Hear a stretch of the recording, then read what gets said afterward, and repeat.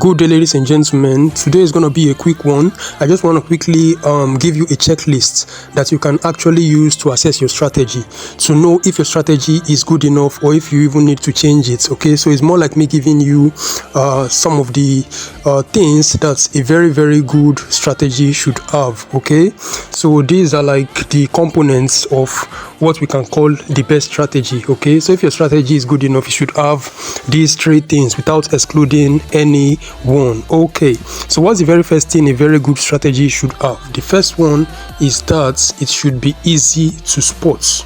Okay, your setup for that strategy should be easy to spot. If your strategy is such that your setup is very difficult to spot, that you cannot even teach someone else how the setup looks and for the person to understand, then there is a problem. Your setup needs to be easy to spot. Okay, so that's the very first thing when it comes to your strategy being very good. It should be easy to spot and understand. Okay, so that you yourself will not get confused when you're trying to look for the setup that has to do with that strategy. All right, that's the first one. Now let's quickly go to the second one.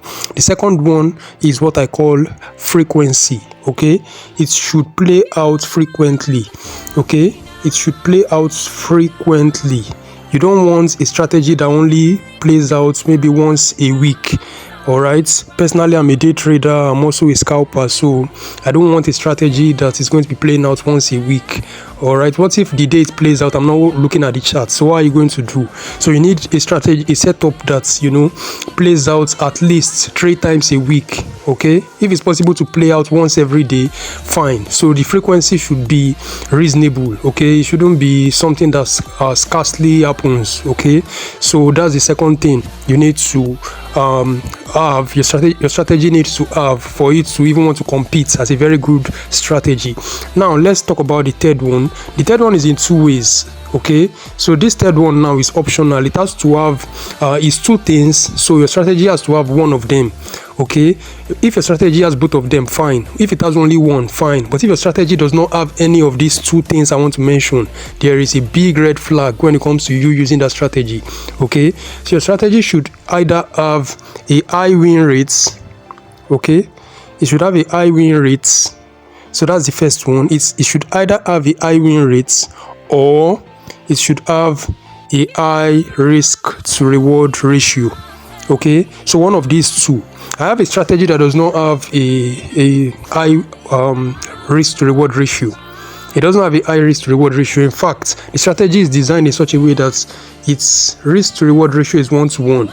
So if you're risking $1, what you're trying to make in profit is $1. So it's a 1-to-1 risk to reward ratio strategy. Okay, so for that strategy now, when it comes to having a high risk to reward ratio, it's failed that part, but it has a very high win rate.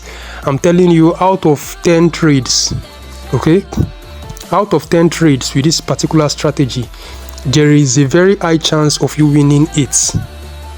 Okay, because it's over 80% accurate when it comes to how it plays out. So if out of 10 trades you win 8, that means you've already made, you know, 8 parts. It could be $8, it could be $80, it could be $800, depending on the lot size you are using. So let's say anytime you lose, you lose $10, and anytime you win $10. So if you win 8 trades, it means you've won $80.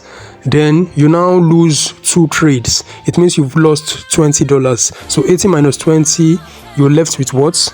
You're left with net profits of $60. Okay, so it doesn't have a nice risk to reward ratio, but it has a high win rate. So if your strategy does not have a a high risk to reward ratio, it should have a high win rate. And if it does not have a high win rate, then its edge should be in the risk to reward ratio. So there are some strategies that out of 10 times you are probably going to win just probably 5 times, so you will lose 5 times, but they have crazy risk to reward ratio anytime there is a win. So it could be a 3-to-1. okay, it could be a 3-to-1, 1-to-3. Risk should come first. It could be a 1-to-3 risk to reward ratio strategy. meaning if the person is risking $1, anytime the person wins, the person will win $3. Okay, so even though it's a 50% win rate strategy, this will always have an edge and help them remain profitable.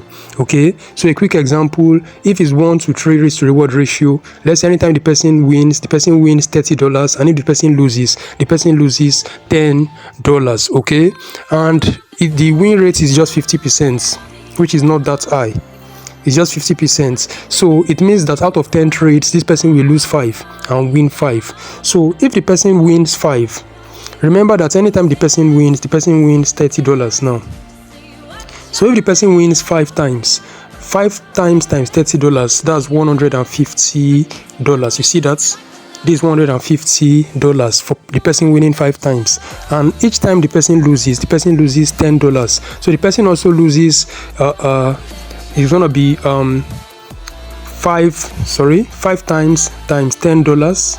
What would that give us? That will give us $50. Okay, so if the person loses 5 times, the person will lose $50. Now $150 won minus $50 lost, that will give you a net profit of $100. Do you see that? So your strategy must have one of the two, either a high risk to reward ratio or a high win rate. Basically, that's what I have for you today. If you got any value, please subscribe and turn on the notification bell. I'll see you in the next video. Thanks for watching.